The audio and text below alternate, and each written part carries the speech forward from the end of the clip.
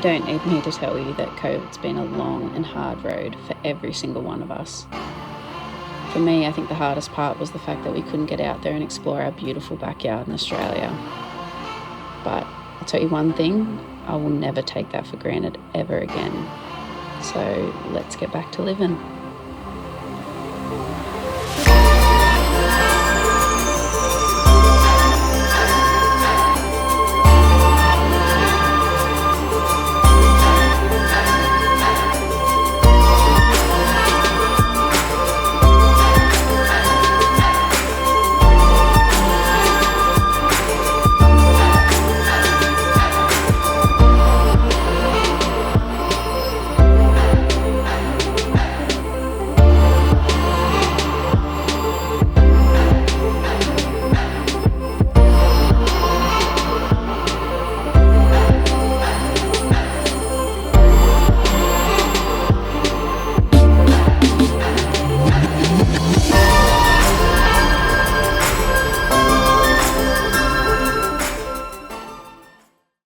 G'day and good morning, legends. It is a beautiful day and I am just absolutely stoked to be where we are right now. So a little bit of a backstory. Obviously COVID has been hard on all of us. It's been a very hard lockdown, but we are finally out, which means we finally get to start exploring certain parts of our beautiful country again. Me and Tom always said that once lockdown finished, we were going to send it down south to one of our favourite spearfishing spots and just spend a week down here spearfishing and exploring around and camping out of the new rig, Black Betty. So this is Black Betty's first big trip, but I'm just super keen to bring you guys along because I haven't gone spearfishing in such a long time. And the last time we're actually down here, we had the best time. We ate like kings. It was amazing. Plan is, guys, we're going to be down here for about morning voice. We're going to be down here for about 9 days and we're going to be going to a heap of different campsites while we're down here. At the moment we are at the Congo campground, which is about 5.5 hours south. It was a good little drive last night, but we did pull in late, so hence why I'm starting the episode now this morning. But we're really keen. We're going to jump in the water real soon, see if we can catch some breakfast. It's been a while since we have done one of these like adventure episodes, because obviously we've just been stuck in the garage building Betty, but she's still got a little bit to go, obviously. But now that the majority of her is done, I was so keen to get away in us. So we're going to see how the new rig and the new MITS alloy train canopy, Solve off-road Fox suspension all handles on this trip, and I'll give you guys a bit of a review as we go. But pretty much when I started working with Tim at MITS alloy, one of the requirements, I was like, is there anything specifically you want me to do?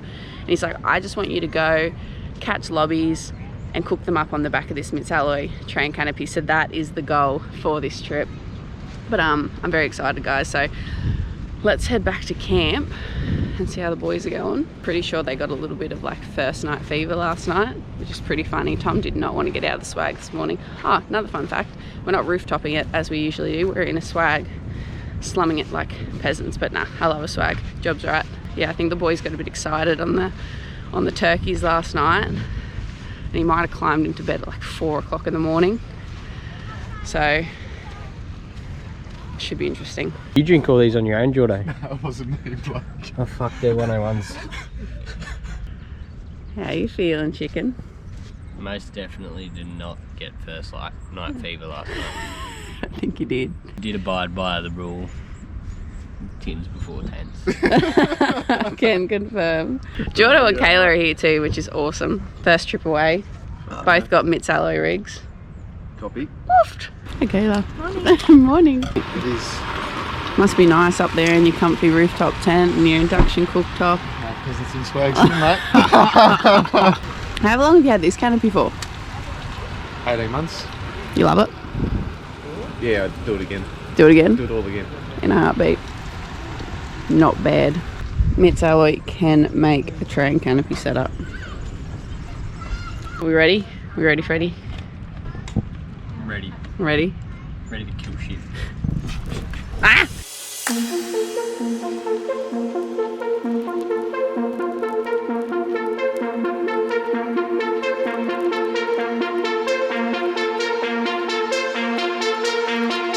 You ain't crocking, you ain't rocking.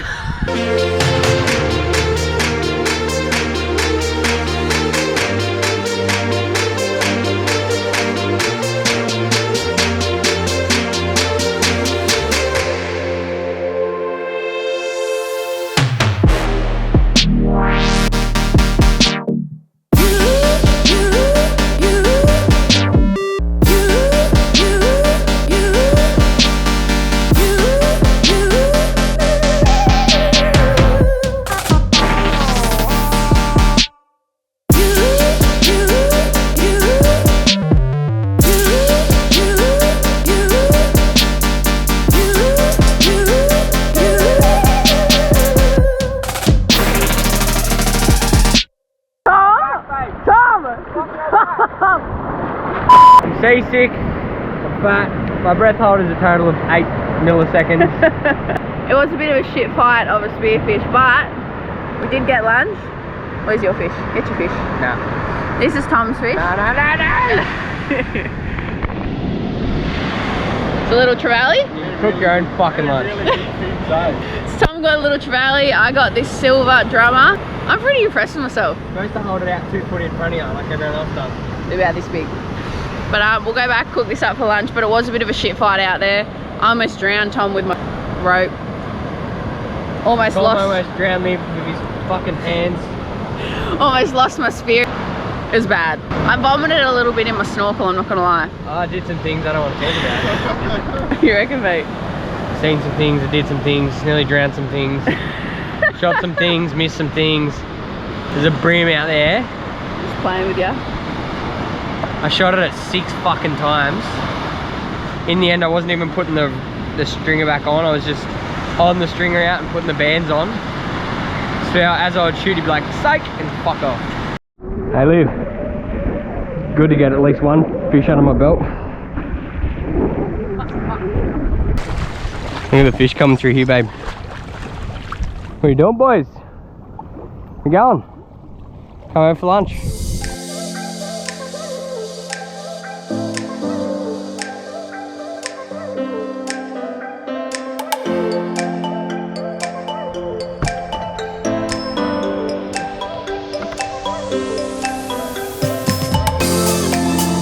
I'm gonna say it, Jordo. Go for it. This is LIV'N, mate. I was way off it. Doing, babe.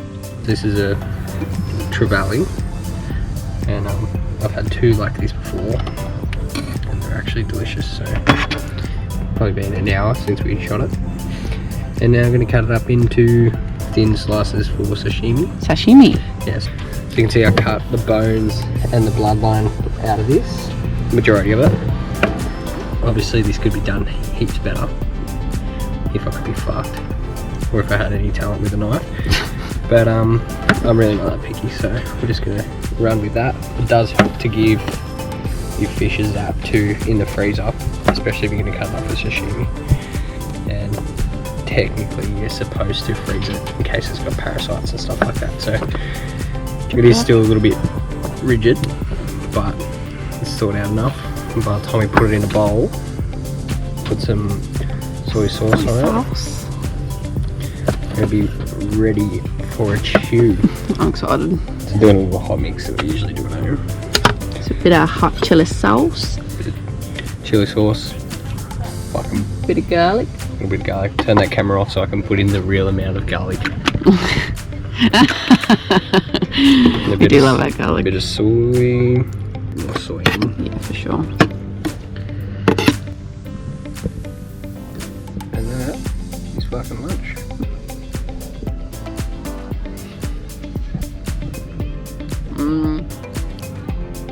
That's bloody good, eh? That's awesome.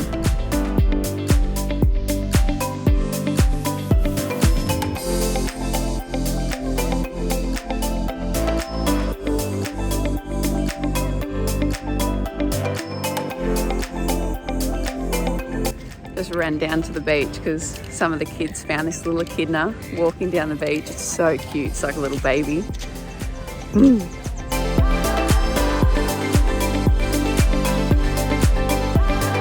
Love this place. Like, there's kangaroos everywhere, possums last night, little echidnas on the beach. So sick, honestly. Ooh, that octopus looks good. No, it doesn't. Not in the slightest.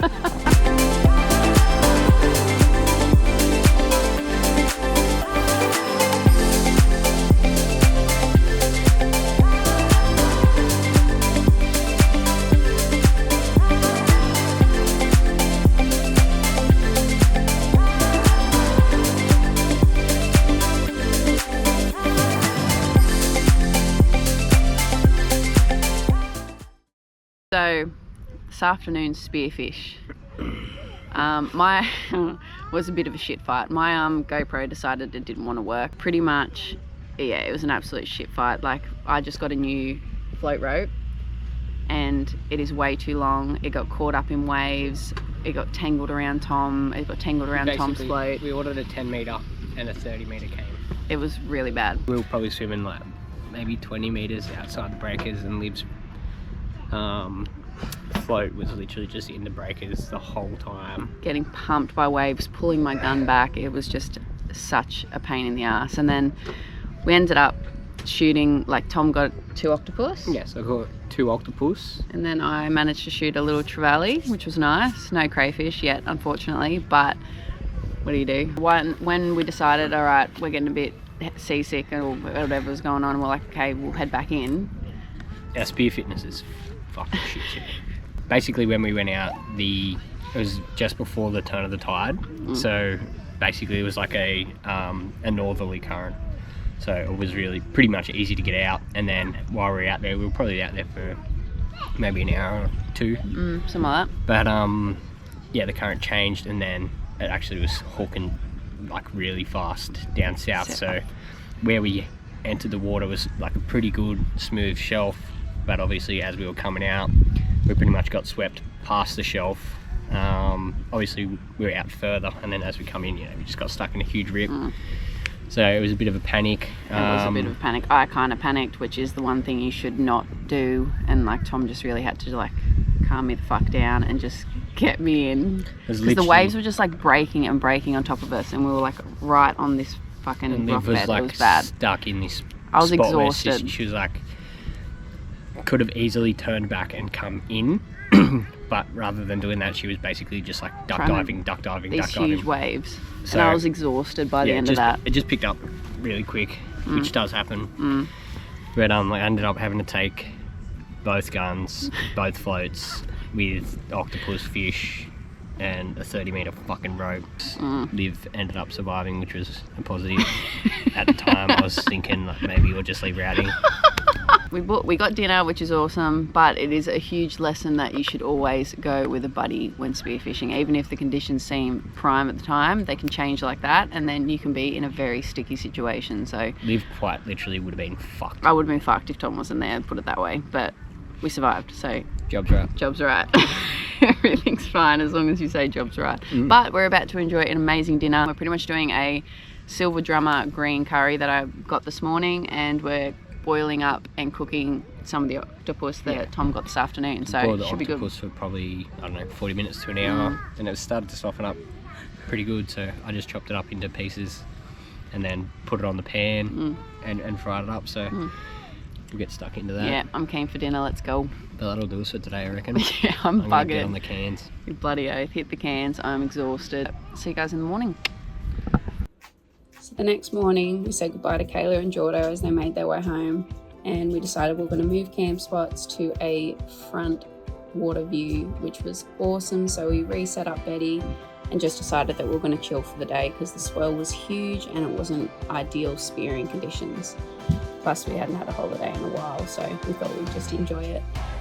Black Betty has been awesome so far, just to live out of. We've been absolutely frothing the setup. Tom decided he was going to go for a fish, where, as usual, he was a bit unsuccessful.